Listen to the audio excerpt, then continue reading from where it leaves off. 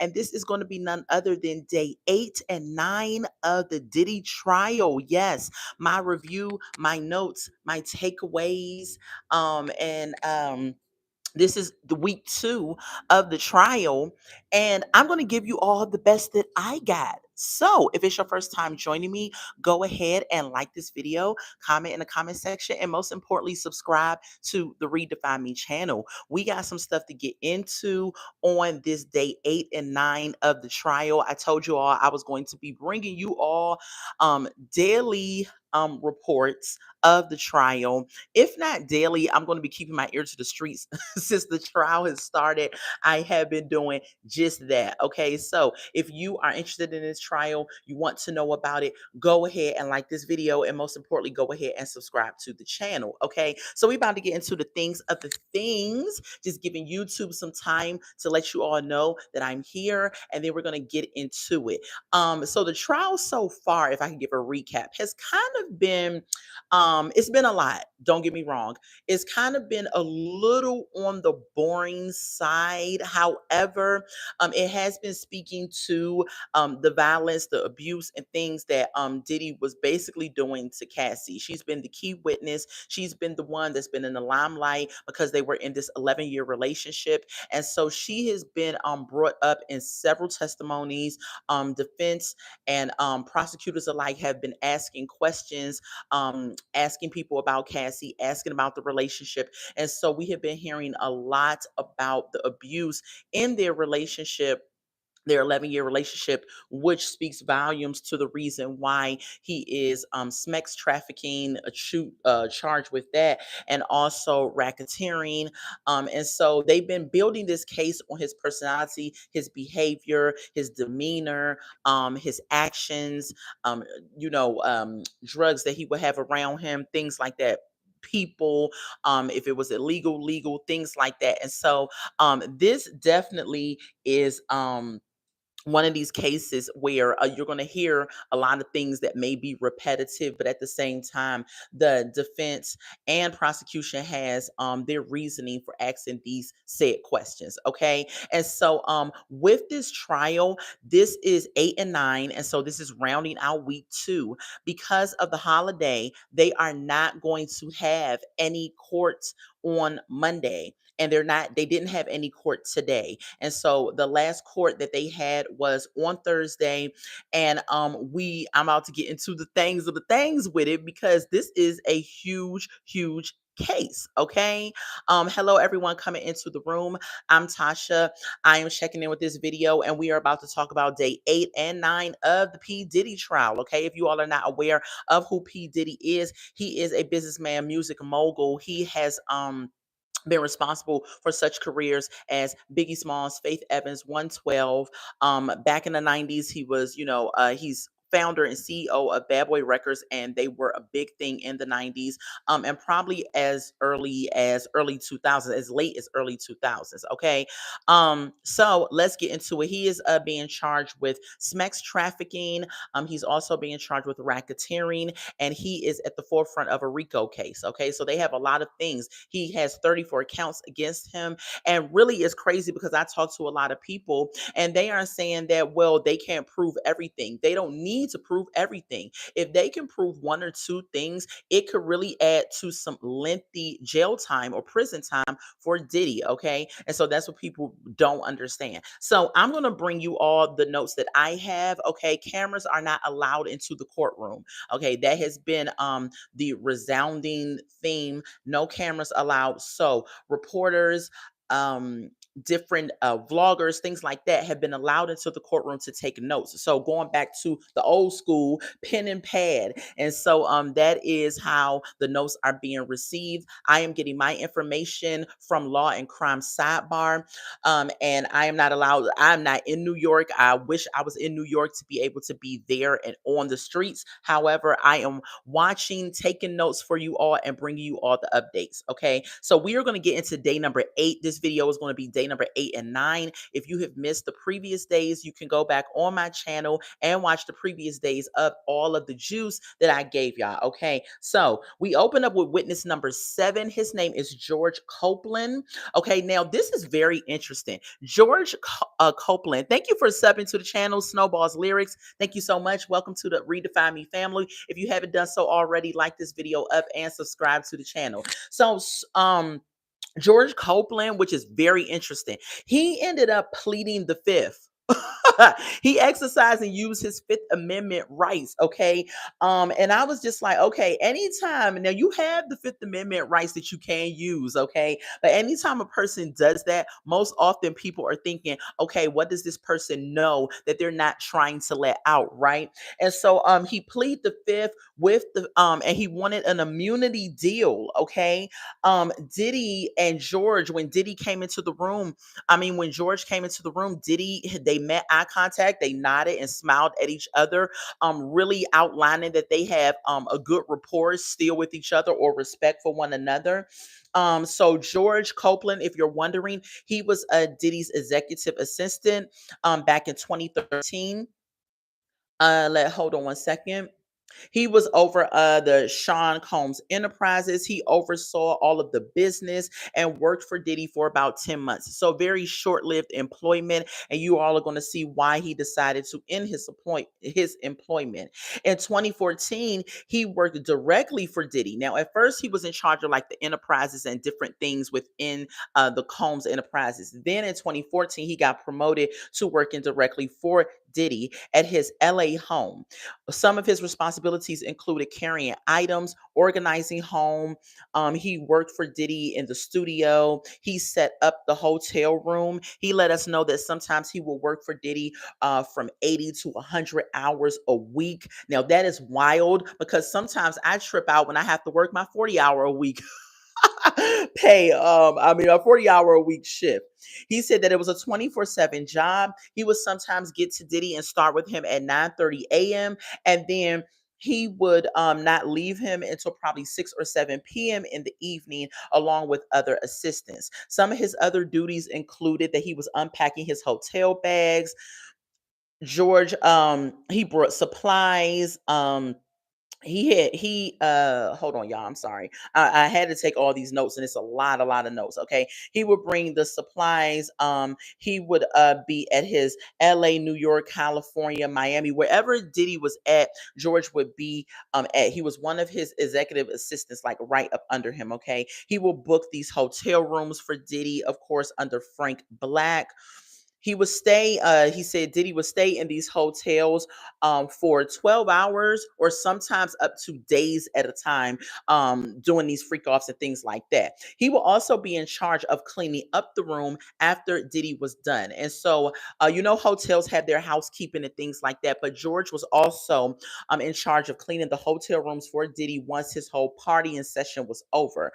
He would provide Diddy with the drugs that Diddy told him to go get, the MDMA, Molly, and I found out that MDMA is ecstasy, and if I'm wrong, y'all can correct me in the comments, and he will provide all of those for Diddy.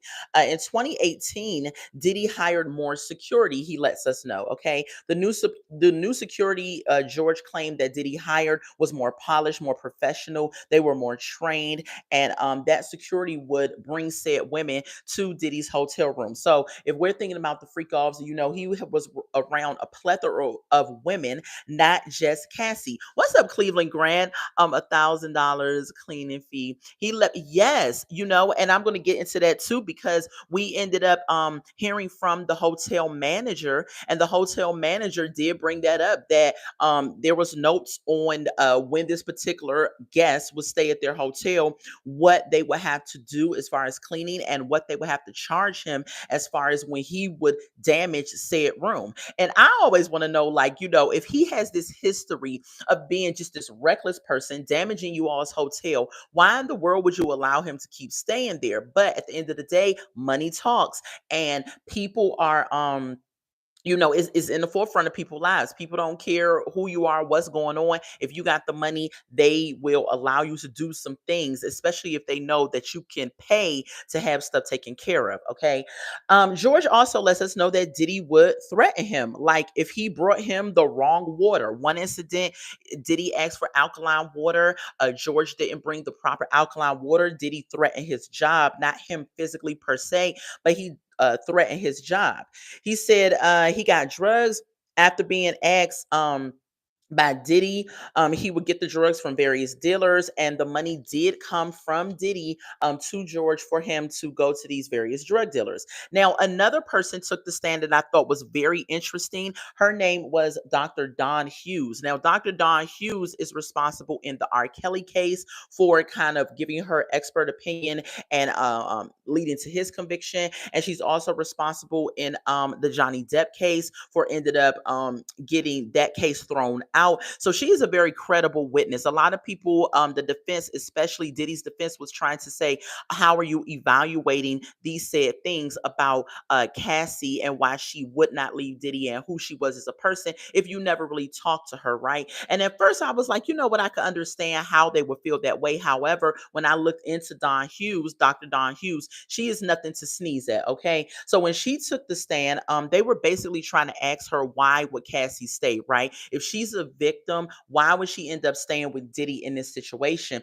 And so on a professional level, Dr. Dawn Hughes broke it down. She got into the mental abuse of it. She says some victims are mentally abused, meaning that they're walking on eggshells. They feel threatened by their partner. They get into depression with that situation.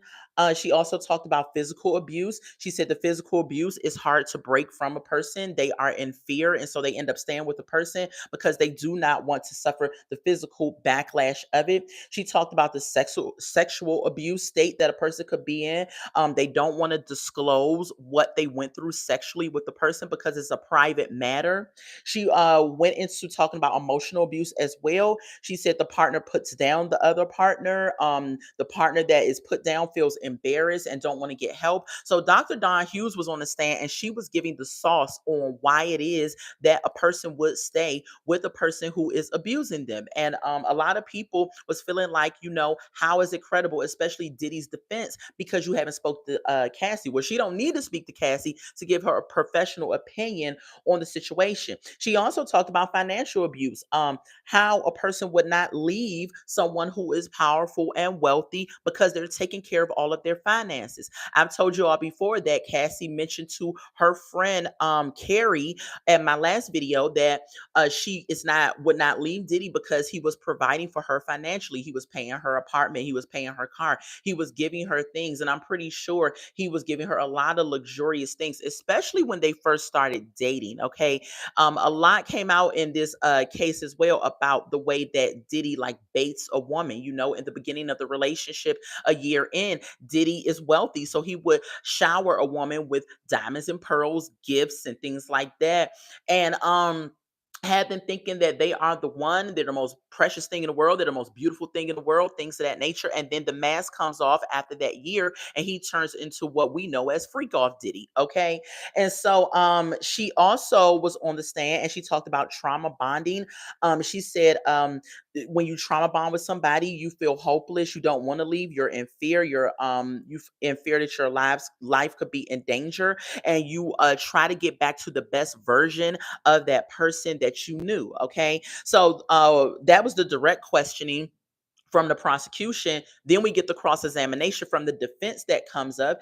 And the doctor, they basically said, like I told y'all, how can you predict these things or list all these things that Cassie may have been going through without talking to her? She let us know that she has been called as a expert witness. She's given her expert opinion. She has worked with thousands of people in these different mental capacities. And so that is why she is able to give her evaluation of what could possibly be going on with Cassie. Okay.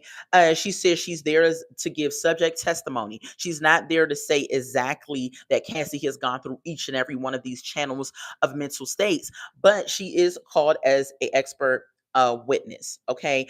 What else, y'all? People, hold on, I'm sorry. So They also talked about filing the lawsuits. If Cassie was in all of these mental states that she's alluding to, the defense was saying, why would she just not leave Diddy alone? Why was she filing all these lawsuits? The doctor let us know that people with these type of symptoms and mental capabilities, they want to try to right their wrongs. And what do they do when they're trying to right the wrongs? They want to file the lawsuit. They want to go forward and make sure that the person knows that's what they're doing. They are not getting away with what they had done. Okay. So at this point, objection was made, and I don't understand why. I'm thinking because maybe the prosecution felt like this was a wrong questioning line that they were going down. And so a sidebar huddle was had with the lawyers and with the judge. Now, what I learned at this point was that, you know how we see on TV when the lawyers go up to the judge stand and they have a sidebar huddle with the judge? It is not that way in real life. Okay. What ends up happening is that the lawyers and the judge, they huddle up together, but a loud noise comes on in the courtroom to mute their tones so that you do not hear exactly what's being said. I thought that was very interesting because, again, I've never been in a courtroom where a case of this magnitude is going forward, where a sidebar had to happen. And so the fact that they end up playing a noise so that people cannot really hear what's going on is very interesting. So it's, oh, hold on, y'all.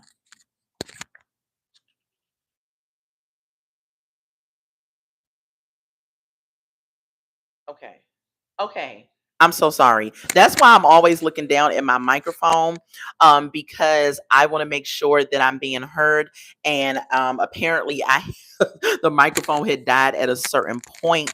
So hold on one second. Let me plug my this one that died up into the charger.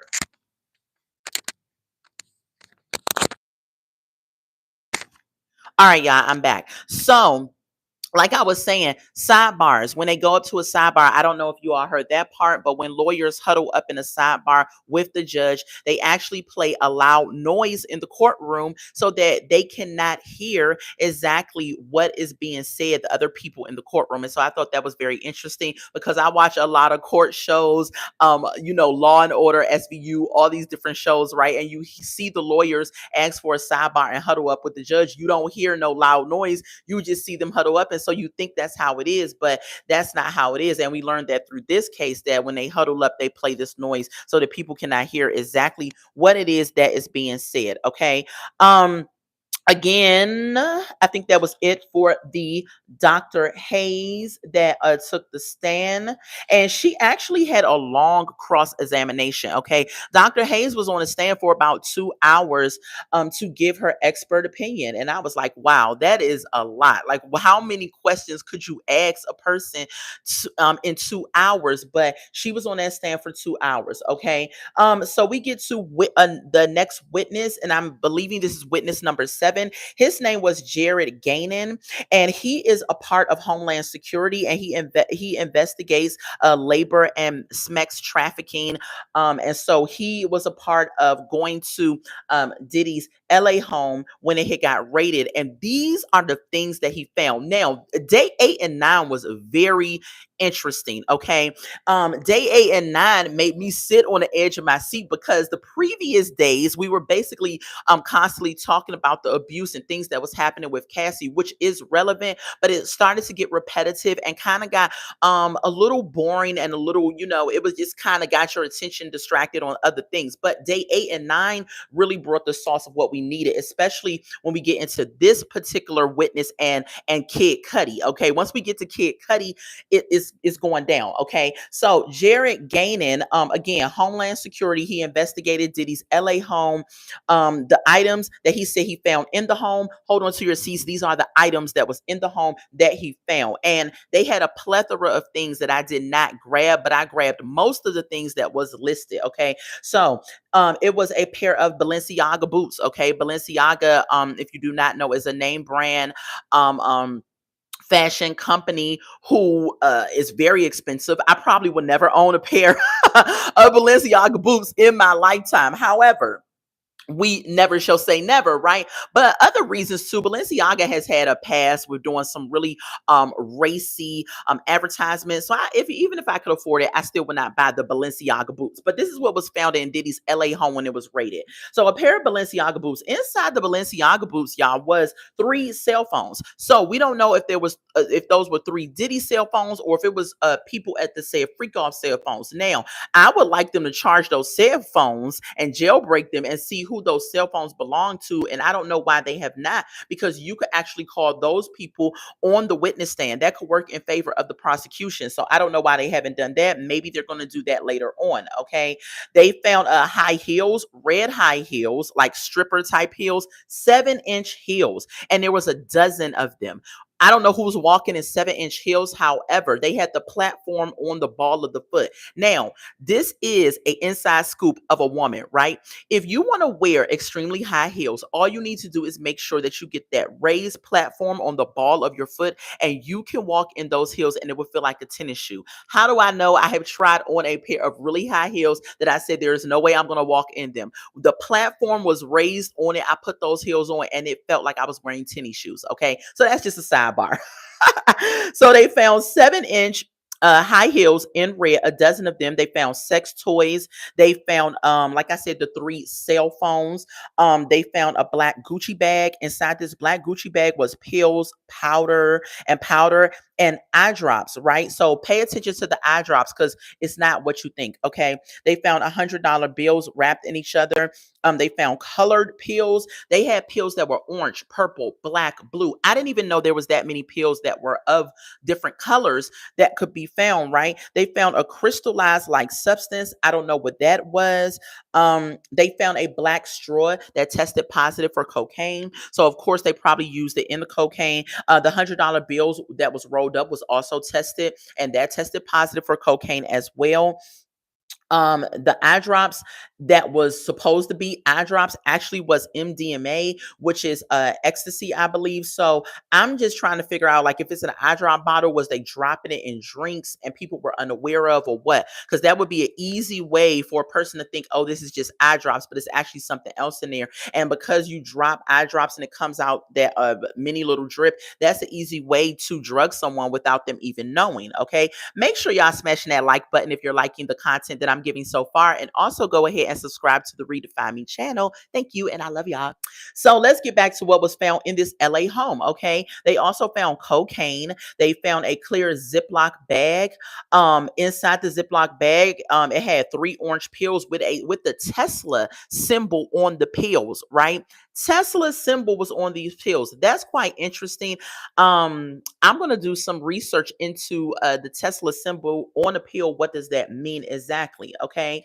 They also found more $100 bills rolled up, tested positive for cocaine. They found a blue tab that had meth in the tabs of that tab. They found a wooden box that on the front of the wooden box, it said Diddy on top of the box. When they opened the box, it had mushrooms inside.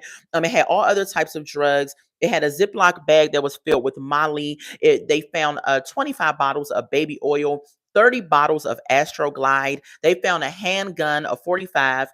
They also found an AR-15, found an AR-15, and it had the serial number scratched off of it. So those were just several items that was found in this raid of the LA home for Diddy. Okay, so the federal investigation was actually looking at Diddy right after Cassie filed her lawsuit. So they had started looking at him in February of 2023, and right after Cassie had filed her lawsuit, then that's when they went ahead and acted on the raid and things of that nature. So my thing is, I'm thinking that Cassie filed the lawsuit, and once she got paid out, she gave them the green light to go ahead and do what they were going to do. Maybe she cut some type of deal or something because her name was linked to some of these freak offs and booking them and things like that. And so after she did her lawsuit, then they did that raid. Okay, so that rounded out day number 8. Let's get into day number 9, which in my opinion was the pow pow pow punch packer of this case that was very interesting. Now, day number 9 brought in witness number 8, which is none other than Kid Cudi. If y'all don't know who Kid Cudi is, he is a rapper, okay? And when he came into the courtroom, y'all, now Kid Cudi was very laid back, very casual. He was dressed looking like the Fonz, okay? He had on a white t-shirt and he had on a leather jacket. Very laid back. He was walking into the courtroom, smoking on a cigarette and everything. He was ready to give his testimony. He was straightforward, and yeah, he was ready. And it's funny because he brought the humor into this case, into such a crazy case. He was telling jokes and he was very jovial, but he was very also professional and straightforward and serious about the matter at hand. On this day of day 9, Diddy's support team has changed. His mother was not there, his daughters were not there, his sons were not there. So it seems that people are dropping off from the support level of Diddy. But who was there was his sister Keisha and his one of his childhood friends.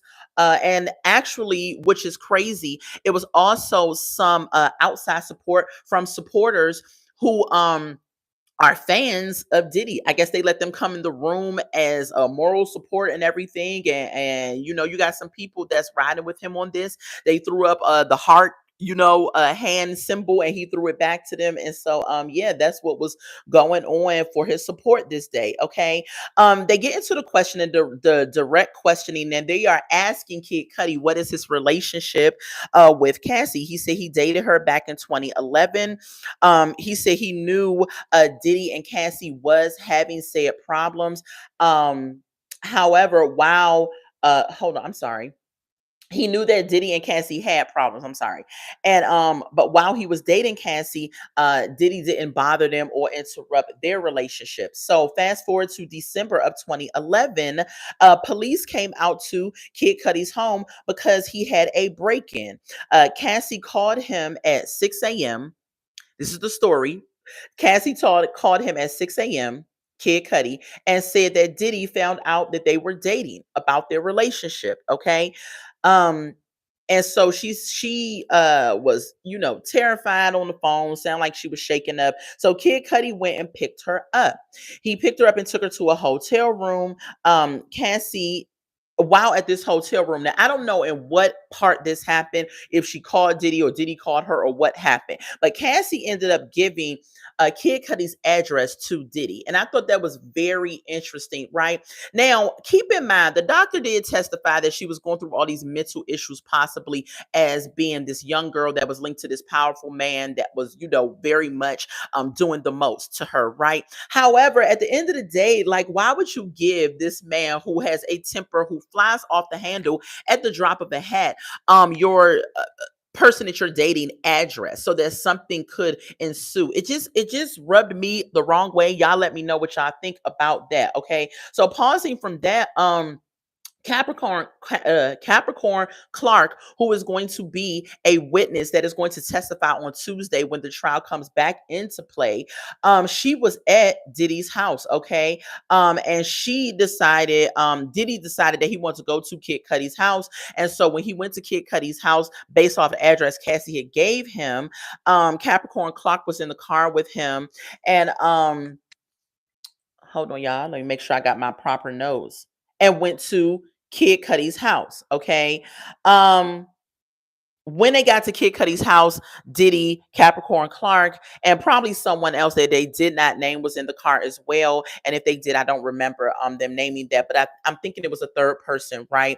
When they got there, Kid Cudi wasn't there, and they were at his house, right? So Kid Cudi then calls Diddy because I'm thinking that he saw on his security cameras that they were at his house. He calls Diddy and he actually said on the stand, MFer, what are you doing at my house? Right? He said it in the courtroom. Kid Cudi was cussing on the stand. Kid Cudi didn't care. He was basically just giving his interpretation, right? So Diddy then responds to him on the phone and he says, I'm here waiting on you. You know, the audacity and the nerve. You break into somebody's house and then you're sitting there waiting on them, right? And so Kid Cudi's security cameras when he got to his house were turned down, like, and Diddy them were not there. Obviously, he did not continue to wait for him, I guess. Kid Cudi cameras were turned down. Not only were they turned down, the Christmas gifts, because remember this was in December, Christmas gifts were open in his house.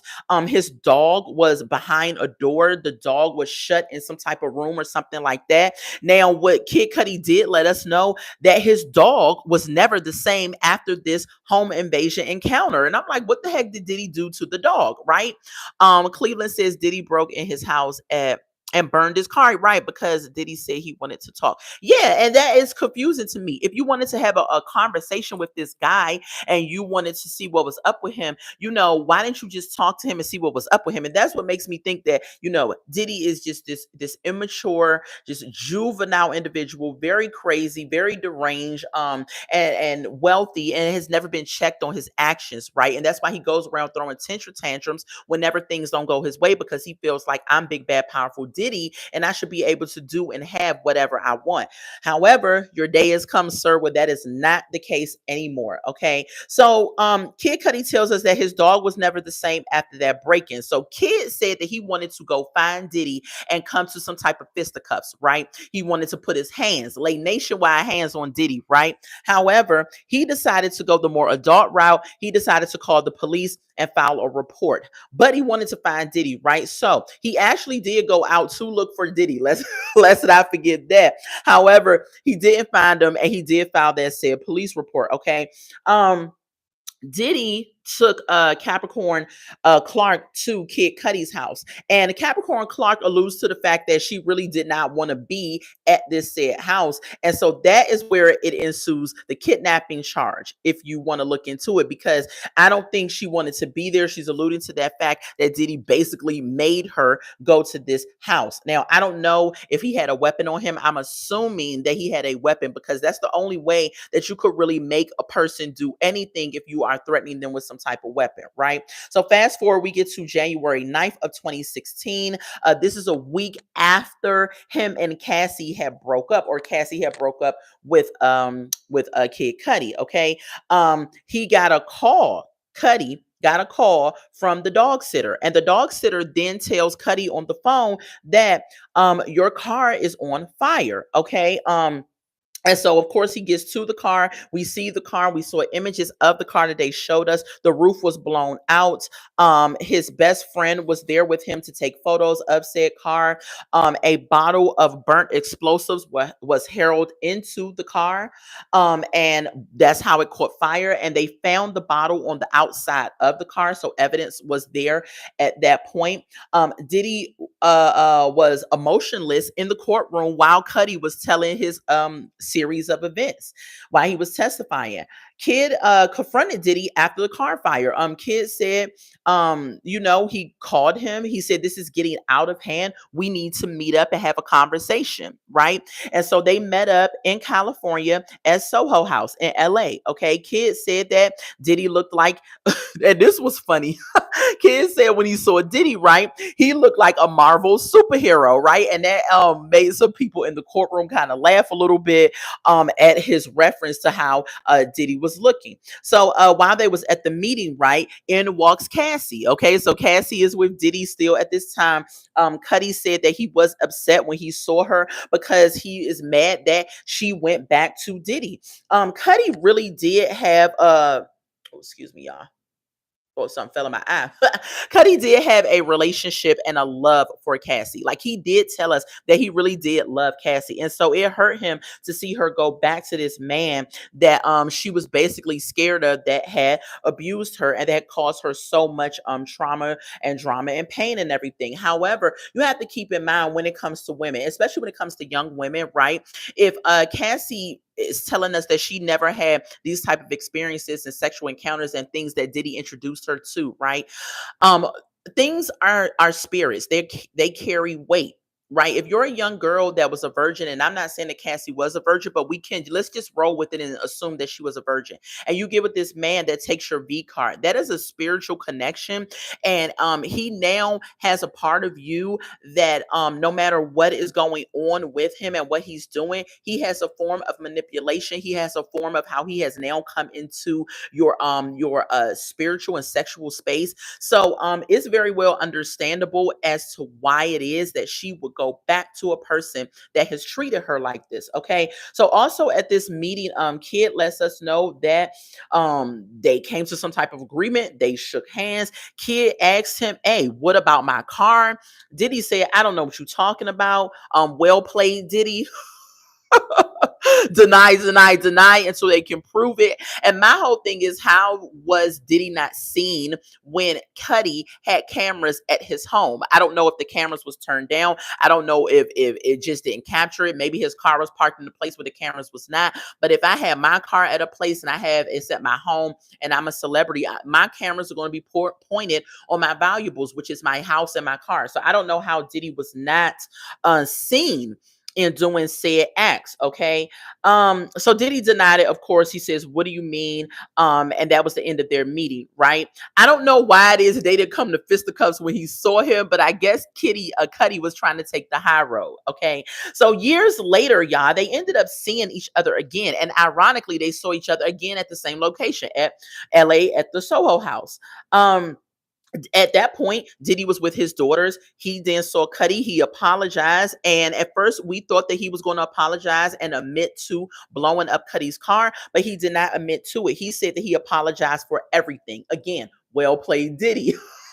He did not specifically admit to anything particular that he was going to apologize for. He just said he apologized for everything. Um, Hold on, y'all. Okay, again, Kid also doubled down and said he was in love with Cassie. He said he had never knew that she was being physically abused by Diddy. He says that Cassie never told him that she was being abused by Diddy, which is crazy to me because if you were in a relationship with her for a little bit, makeup can only do but so much, right? Makeup can cover up some things, of course, is there for that. At the same time, you didn't notice like something was up with her because Cassie is light skinned, okay? And so makeup can do wonders, but at the end of the day, if you're black and blue, I mean, it kind of would show up. And if you're in love with a person, we're talking about love. If you love a person, you know every little thing. You notice little things about them. You notice if they get their eyebrows arched or if they got a pimple over here or if whatever. So I don't know how he, didn't pick up some things, even if she didn't tell him. And even based off her personality, the way she was acting, how is it that you did not observe that something was going on? Okay. But anyway, that's what he said. Okay. He was, like I said, the comic relief of this case. He had a lot of one-liners. He was very laid back. He said that da-da-da. Oh, prosecution actually pointed out the fact that Cassie had given Diddy his address and tried to paint her as this person that stirred up this drama between the two gentlemen, which that's not so far-fetched. In my opinion, I feel like that very well could be the case. Okay. Again, moving on to the next person that was on the stand and the person we're going to wrap up with, his name was George Copeland. Okay. So George Copeland, he took the stand already on day number 8. I already told y'all this was the man that was Diddy's executive assistant. He pleaded the fifth when he had took the stand, right? So they put him back on the stand. Okay. He said he still has a love for Diddy, but he had to quit after only working for Diddy for 10 months. And these are the said reasons. He said back in 2015, they were on this private jet and they were flying to Las Vegas because Diddy had a club appearance that he had to make. It was several people on the private jet.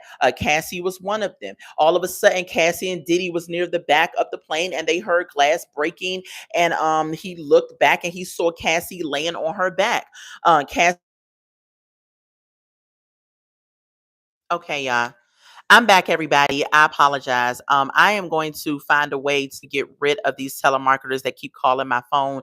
Every time I block one of them, they call from a different number. If y'all know how to get rid of these telemarketers, let me know, okay? Because I do go live most often from my personal phone. And every time that happens, it ends up throwing off the live, getting people out the room and all of that. And it's very frustrating. So anyway, if you all are still here, thank you for staying. Please come back to those people that did left. Okay. Again, also please click the like button if you haven't done so already, and subscribe to the channel, because I will be covering this case and I do a plethora of other things on my channel. Okay, so again, 2015, the private jet. We're talking about George Copeland, which was Diddy's executive assistant. He said that he heard a noise on the private jet. They were on their way to Vegas. It was an hour-long flight. Cassie was screaming. He looked back and she was laying on her back. One thing that Cassie looked up and said to everybody that was on the private jet, she says, y'all don't see this? Nobody's going to help me, you know, and everyone basically just turned their back, turned their heads, and they did not help. George Kaplan at the time was 23 years old. He said that he did not do anything as well because he was in fear that if he did something, that his career with celebrities would be over. And so he did not intervene or do anything because he was afraid of that. And it's just insane because at the end of the day, you should just do what's morally right. Like, why do you feel like if I say something or do something, my career is going to be over? Well, even if you lose your job with Diddy, you can very well go forward and have a career with another celebrity. He's not the only celebrity in town, right? Doing the right thing, in my opinion, is always better than just copying out and saying, well, I don't see anything. What's up, Liz M? How are you? How are you? Welcome to the live. Make sure y'all liking up this video and subscribing to the channel. Okay, so he said he was 23. He said he did not want to do that. Diddy told Cassie at that point, do not come out the back of the plane. She stayed in the back of the plane. Yes, thank you, Liz. Hit the like button, everybody. Cassie stayed in the back of the plane. The flight was for an hour and she stayed back there. Also, his responsibilities. We got into that of this trial. Okay. We learned with George, he said that he was also learning his responsibilities from Christina Corna. If I'm saying her name wrong, I apologize. We're going to know her as KK, okay? He learned all her responsibilities from her. He told her about the abuse, and she said it's very sad and everything like that. Again, another person that didn't do anything because they were afraid of Diddy and they were afraid of his power, influence, and things of that nature, okay? He also said there was an incident that he saw Diddy do with a Gina. Okay. And y'all know we heard Gina from the past testimonies. She was somebody who was dating Diddy at the time. He said that he witnessed Diddy throwing apples at Gina. Right, like Bentley Farsworth. Yeah, where is Bentley? He moved on. I know, remember back in the 90s, we used to see him in all of the videos and he was with all of these celebrities, and all of a sudden he just fell off. Like, I would like to know where Farnsworth is. Bentley Farnsworth. If y'all don't know who that is, he was like a assistant. Wasn't he an assistant to some people? He was in a lot of different videos. He was around a lot of celebrities. He always dressed very dapper, low cut, African American male, and all of a sudden he just disappeared, like literally. So I would just really like to know, where in the world is he at? Right, you were used to seeing him. I think he was in John Legend's Green Light video one time. I saw him in that, and so I don't know where. I don't know. Y'all let me know if y'all know where he is. Okay, so George then lets us know that he left the job of 10 months with Diddy because of the violence and because of his temper. He said he never worked harder in his life. And I could imagine when you have somebody who is a powerful tantrum baby figure like Diddy, you're going to be working 24/7 and these long hours, right? He said, the water incident, because of the water incident that I told you about before, Diddy had threatened his job. He said that Diddy had a temper. He was a lot to handle. He said, however, even with him being a lot to handle, he was very inspirational on another hand. He said he had invited Diddy to his wedding. Of course, Diddy did not come. but he said he was inspirational. He said that he would give the staff the day off, and this was kind of like a backhanded thing for me, which I did not like because of his said being linked to Biggie's death. Okay, a lot of people are speculating on that end, but he would give the staff off for Biggie's birthday. Now Biggie's birthday is May 21st. Okay, and so Diddy would give all of the staff off to in honor of that day. And I'm just like, that's so backhanded, so wicked, because Diddy knows and God knows if you had anything to do with Biggie's death. However, we the people of the public opinion do feel that you were linked to that. At least I do. Cleveland said he's doing gospel now. Really tight and assistant. Wow. I did not know that. Hmm. I have to go look this up. Thank you, Cleveland, for letting me know that. So then we get to the last witness. Hold on, no, not the last witness. We got two more witnesses, and this is on day number 9. So that was the end of George, his testimony and everything.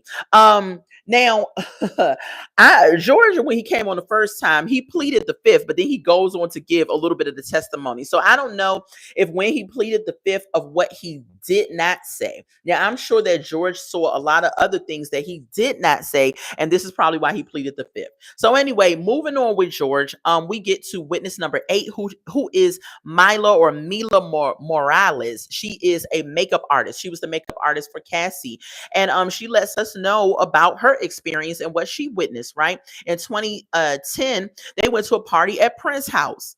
Wow, at Prince's house. Could you imagine going to a party at Prince's house? I couldn't even imagine.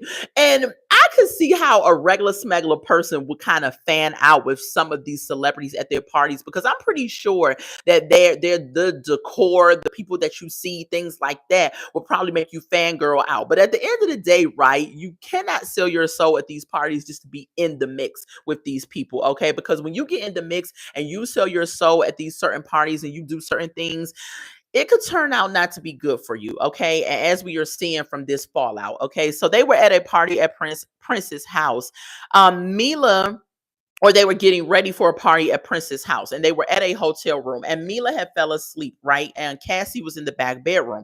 All of a sudden, Mila says she was awakened by Diddy busting in the hotel room and asking, where is Cassie? And he runs back to the bedroom where Cassie was at, and then he heard screams, okay? He heard these screams and everything, and then he comes out and leaves. So then when she sees Cassie and go to check on her, Cassie has a swollen eye and a busted lip, right?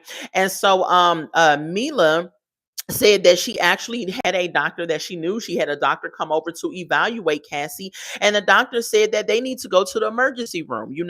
Something was up with her rib cage, her chest, things like that. But of course, they did not go because Cassie, like a lot of women that are in domestic violence situations, did not want to have anything happen to her lover. So she did not go to the hospital. She says that hold on. The defense tries to poke a hole in Mila's testimony because she was given $1,000 for photos of Kim Porter, right? And so the defense lets us know that she's not credible because she is after financial gain. She was getting $1,000 for these photos, and so who knows what she would do for the money, right? However, Mila was professional in her own right before Cassie. She did a lot of makeup. She did makeup for J-Lo and other different celebrities as well. So I doubt that she was broke. I don't know why she, sold the photos to Kim Porter for $1,000. However, sometimes you can be on the incline in life and you be on the decline, and maybe you do need some money. But that doesn't mean her testimony was not credible. Cleveland said everyone wear purple, right, at the Prince parties. So we get on to our last witness of day number 9, and this was Frederick Zormor. He was the hotel manager, right? And he says that Diddy would check in. Of course, we already know under all these different aliases, which was Ryan Lopez, Jackie Star. He said he checked the check-in and out logs. He would check in under Frank Black as well, and in those check-in and out logs he would leave notes for the guests, and notes for Diddy and what to tell his staff. And so some of the notes that he left was, this said person always spills candle wax, uses a lot of baby oil, and he also has the room so out of place, so out of order. So charge $1,000 to this room for incidentals. If you want to charge it, you have to go through KK, and you have to go through some other name that he had gave. He also said that Diddy will order fruit and water, champagne, birthday cakes, all these things that was brought at the hotel, when he was there. Okay, so I already told y'all that they would charge $1,000 right away as soon as they saw any of these alias names. They already went into charging the $1,000 because they knew that they were going to tear up the room, and mess up the room. And also it was said that these parties get so out of control where they have to redecorate the entire room, because they said sometimes it's wax and baby oil and blood and urine and all types of stuff all over this room. Just absolutely disgusting. Like, it's one thing to be a freak. It's one thing to participate in activities, but what in the world are you doing where you have to redecorate a whole entire hotel room? How nasty are you? Like, that's not even no longer a freak off.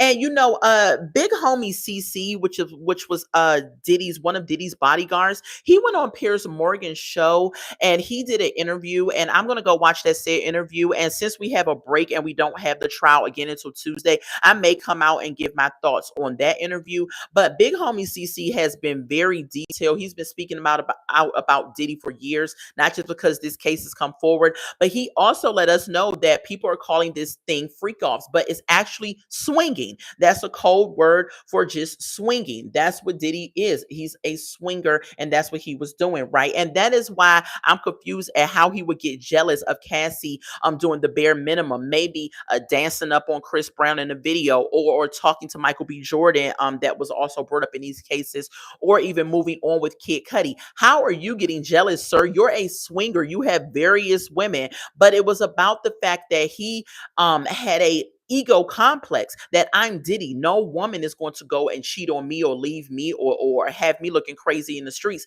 I'm the powerful one. I'm the one with the money. I'm this, I'm that, very egotistical. And so that's what I'm thinking that was about with him. But anyway, back to the hotel manager. So yeah, when he checked in, that's what he expected. They charged him $1,000. And that was all that really the hotel manager had to say about that particular testimony. So I'm guessing the hotel manager was called just to allude to the fact how wild these freak offs would get, I guess, and what had to happen in the process after these freak offs. So like I said, court did not happen today on Friday. Court will be back in session on Tuesday. Y'all know it's Memorial Day weekend, so they are taking that weekend off. And it's really a sigh of relief for some of the content creators and the press, because it's a lot. I mean, like, look, I have went through half of this book taking notes, and I'm on to my second book, okay, of notes that has to be taken with this case, because there's so much going on. When we come back on Tuesday, we are going to have testimony from Capricorn Clark, which I think is going to be something that is going to be very interesting with her, because she was very close to working with Diddy. She was one of his assistants, and she taught George, like he said, trained him at his job. And I'm pretty sure she saw a lot of things. We're also going to have police officers and firefighters on the stand that was a witness to Kid Cudi car being blown up, and they're going to give their testimony.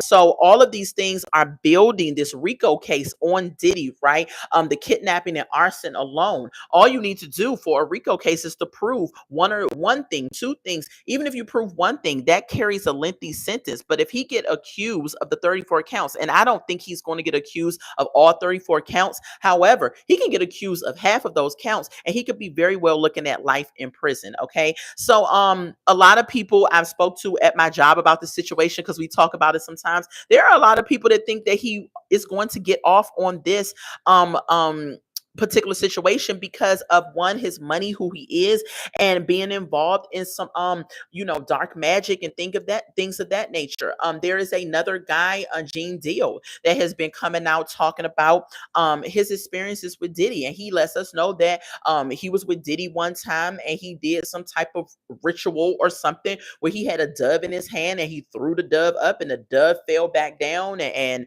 this person was putting some type of oil or substance on Diddy's head, covering him or something. And Gene Deal said he looked at him and was just like, wow, this is ridiculous. However, Gene Deal continued to, be his bodyguard or whatever. So you have a lot of people out there out on the YouTube streets that worked with Diddy that are now feeling like it's a safe time to come out for them to talk about their experiences with Diddy, because they feel like if they would have came out at the time, possibly it would have been some harm that came to them, because sometimes you look at Diddy and you're looking at him like this old goofy dancing dude. He wants people to call him Puff Daddy and Diddy. He ain't scary, but I think that's where people misconstrue him, because he does have heavy high connects.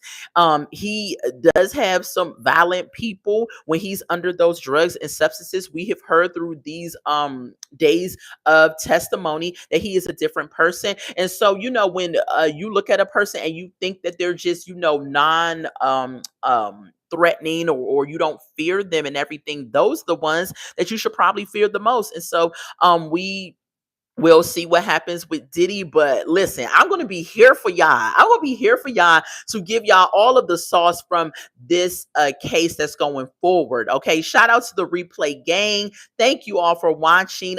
Go ahead and drop in the chat your comments, what it is you think about this case. Do you think Diddy is going to get off? Do you think that he's going to do some time? I told y'all my predictions in the beginning. I think that he's going to probably do like 10 years and he might get out for good behavior. I think he's not going to do life. And I could be totally wrong, but these are just my predictions. And when this case is over, I'll come back out and talk about if I was right in the prediction or if I was wrong in the prediction. Okay. And so before we leave off, make sure y'all smash that like button. Make sure you subscribe to the Redefine Me channel. When you're subscribed, make sure that your notification button is on so that when I go live, you can get alerted that I go live. I also review Love After Lockup. Y'all, I'm very much into crime. I'm very much into crime and very much into cases, cold cases. I love that. I actually went to college. I had my bachelor's degree in criminal justice. And so yeah, I'm very much big into that. A part of me feels like I should have went ahead to law school and been a lawyer or got to do something closer to the courts. However, I do have my bachelor's in criminal justice. And so I am looking into, at this point in time, ways that I can utilize that, because I'm very interested in the legal system a whole lot.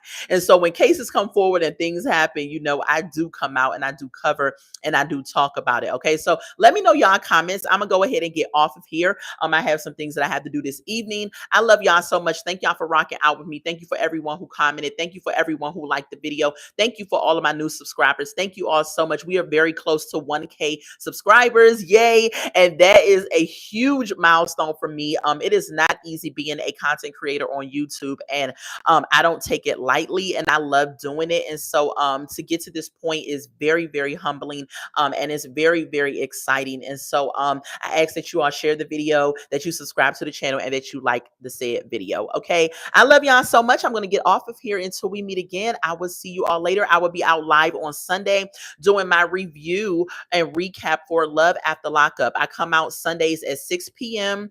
and I do that review. So if you don't watch that show, it comes on tonight at 8 o'clock p.m. on WeTV if you want to check it out and see what it's about, and come back and kiki and chat with me on Sunday. Okay, I love y'all. Thank y'all so much for being here. Bye.